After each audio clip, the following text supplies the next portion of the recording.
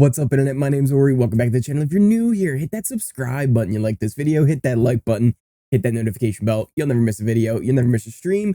Today, we're talking about the challenge. In fact, actually, the last 2 episodes of the challenge. I didn't do a video for the last episode just because everything that was going on with Big Brother and Pressure Cooker. It was a long day, so I kind of missed that episode. But today, I figured we'd go over the past 2 episodes, kind of go over what happened, because there was a lot of things are changing, a lot of really interesting dynamics and shocks. I was actually shocked by the turnout of last night's episode, especially.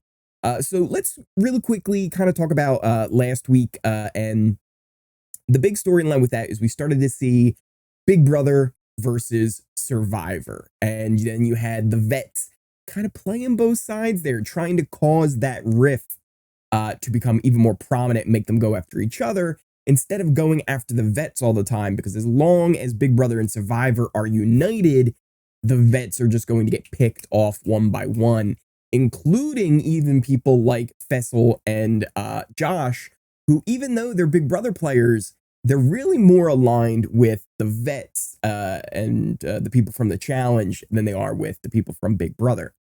So that was really kind of the big thing that was happening on that episode. And we saw it come down to Alyssa getting eliminated in the elimination, falling victim to the hat trick. Basically, the vets came up with this idea. They were like, hey, if they're just going to be voting the way they want, why don't we just put as many names in there as possible, cause as much chaos as possible, and make people start second guessing who's working with who. And it worked out pretty well. So Alyssa, she was taken out of the competition, and sad to see her go, because I actually thought she was doing really well, and I was impressed with her this season. Last season of the Challenge USA, she did very well too. So I was expecting more from her, so I was a little disappointed to see her go out, but hopefully she gets a chance to come on back in a future season. That takes us then to today's episode, or yesterday's episode, where we saw all the things that kind of fell into place from the hat trick operation. So pretty much there was a lot of drama about the votes, right? Like, nobody knew exactly what was going on. Dusty was blaming Tiffany for voting for him, even though she wasn't involved with it. It was like Michele, Chanelle, Desi, and I think Michele who were involved with that. Maybe Cassidy. I forget all the votes. But Tiffany didn't vote for him. Tiffany didn't vote for Dusty, and he was adamant that Tiffany was the reason why he got votes in that last elimination. She had a great line of "Go to hell, Dusty." That why I found a lot of amusement in the Dusty-Tiffany rivalry throughout the episode. That takes us to the main challenge for the day, the daily challenge, which was trivia. Everybody loves a good trivia competition. This one, though, while it was fun, right? It's always fun to see the trivia and them, not being able to answer the questions correctly. This one was a little bit maybe lackluster because it was like the team style competition. They could all work together when they were answering the questions. So it was kind of like just a group think. And really, it was a big advantage for the blue team, because even though they didn't have Alyssa, they still have more people than any other team, giving them a big advantage heading in there. The more mind you have going for you, the more info that you're going to have, especially with trivia. And it does end up being the blue team who wins, but there were a few other little funny things. Tiffany just was a beast for the red team, being the last one to hang on. She was up there until that thing was almost vertical. So really impressed with how well Tiffany did in this. But then Alyssa had another really great moment too, where she's on the glass. She looks through it right into a camera and says, "Is it all up to me now? Oh no." So that was great TV, saying that. But yeah, blue is just stacked. They have been just dominating everything. Everybody seems to kind of want to go to the blue team when they get a chance. So yeah, it's definitely looking like blue's crushing right now. They are also stacked with Survivor players, though, as well. Yes, Fessel's on there, who's Big Brother, and you got Bananas, the challenge vet, along with Tori. But everybody else, they're Survivor players, and they were not going to put another Survivor person in there. They were going to put up a Big Brother player and a challenge vet. Who that was going to be? Well, they went with Wes because Cassidy had it out for Wes. She really thinks like he's the one who was kind of behind her going into an elimination. So she wants to get revenge on Wes. And then for the woman's vote, the Big Brother woman they were going to send in, it was kind of down to either Alyssa or Tiffany, and pretty much everybody went with Tiffany. There were a few people who didn't want to vote for her because of just good relationships they were had, and they didn't want to say her name, but it did end up being Wes and Tiffany. Wes then goes on the campaign trail. He's hitting everybody. Oh, listen, I don't care who you vote for. Just vote for a woman. Yeah, any woman. Doesn't matter who. Just vote for a woman, not a guy. Don't vote for a guy. Just a woman. And you know what? He really wanted to make sure he didn't go in that elimination. But everybody else was thinking Dusty. Everybody else was like, hey, do we just put Dusty and Wes in? Is that what we do? And it seemed like that was really what it was going to be. Wes then kind of was coming to terms with the idea that this could actually be his last shot at the challenge because he's expecting a child. It's going to be a father. And he's like, this is probably the last time I'm going to play. I don't believe him. I don't believe him. If he ends up winning the whole show, maybe he would then retire from the challenge.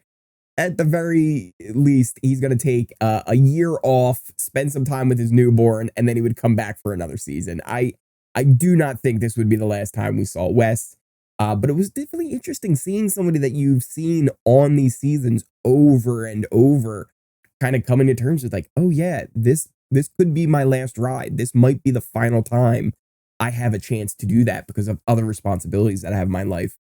So it was kind of cool to see him come to terms with that. And then Wes did get a few people to vote for women to put their names into the hopper, but Dusty had 7 votes, so it was him who got pulled. We get Wes versus Dusty, which is fantastic. The whole elimination challenge was this big spinning wheel. One of the players would have to spin it. The other player would be standing on top. Whoever stood up there the longest would be the one to win. They would take turns on who would be spinning the wheel. Now, when this initially was happening, I was like, oh man, Wes is going first. This is a huge disadvantage. You get to see what the other person does, how they go about it, what the strategy is, what the best way to turn the wheel is. You're going to have a lot of information if you're the second person to go. So Wes having to go first seemed like a really big disadvantage. He did, though, take his time. He knew that knots are always a big issue for him when it comes to these challenges. He always has issues with ropes. So instead of rushing through it, he went very methodical, very slow. Sometimes going slower is going faster. And that was kind of Wes's strategy here. He got the first wheel because there were 3 different ones you could untie that would give you more leverage. They would get bigger and bigger. He started with the small wheel, but he wasn't able to get much done. He gave up on that pretty quickly. Went to untie the second wheel to give him more leverage. And that one, after a few little maneuvers, he was able to get momentum going and get Dusty off the wheel. That then gave Dusty the second chance, the time to go after Wes and beat his time as far as how quickly he could get Wes to fall off. It seemed like Dusty was crushing it. Dusty was really flying when it came to the ropes. He was moving at a much quicker pace than Wes was. You could definitely tell, though, he was getting snagged on the ropes. It wasn't very smooth. So it seemed like he was having a little bit more of a difficult time getting them actually untied as it went along. The edit, though, did make it seem like Dusty was really moving fast and really crushing Wes's time. He ended up not even trying to spin the first wheel, the small wheel. He just put it on there, ran right to the second wheel, started untying that one. Once he threw that one on, he started turning it. He got the momentum, and he got Wes off pretty quickly, it felt like. But Wes somehow just barely sneaks on through and wins this elimination. When it was done, Wes thought he was finished. He sat there in the little pool of muck and dirt that he fell into off the barrel, and he just kind of contemplated, like, this could be the last time I see an elimination like this. I might not ever be here. Bananas came over to him. It seemed like it was a real kind of like special moment. Everybody really thought that Wes was done for. But he ends up pulling off the victory. And then not only that, he then has the decision. Does he change teams? Does he swap around? And yes, he does. He ends up going to the blue team, who now stays stacked up with 6 people. Dusty gets taken out from the red team. Blue, again, just stacked over there. Green is really falling short with how many people they have on their side. And I think we might be getting to the point where things are going to switch up here. I think there may be maybe one more elimination for the girls, and then maybe we get pairs or maybe we get individuals. They could even go individuals right away, and then we just jump right into a women's elimination in the next episode. But there's definitely something coming along that they were kind of teasing in the preview for the following episode. So we'll see how that all plays out. I'm excited. I'm excited to see how it all kind of goes. And this season's been a lot of fun so far. So let me know what you guys think down in the comments down below. What did you think of the last 2 episodes? Are you glad to see Wes able to pull off that comeback victory? Well, I mean, it wasn't even really a comeback victory. It was just more of like, oh my, he won. How did he win that? So yeah, what did you guys think of the episode? Let me know in those comments down below. Also, if you are new here, hit that subscribe button. You like this video, hit that like button, hit that notification bell. You'll never miss a video. You'll never miss a stream.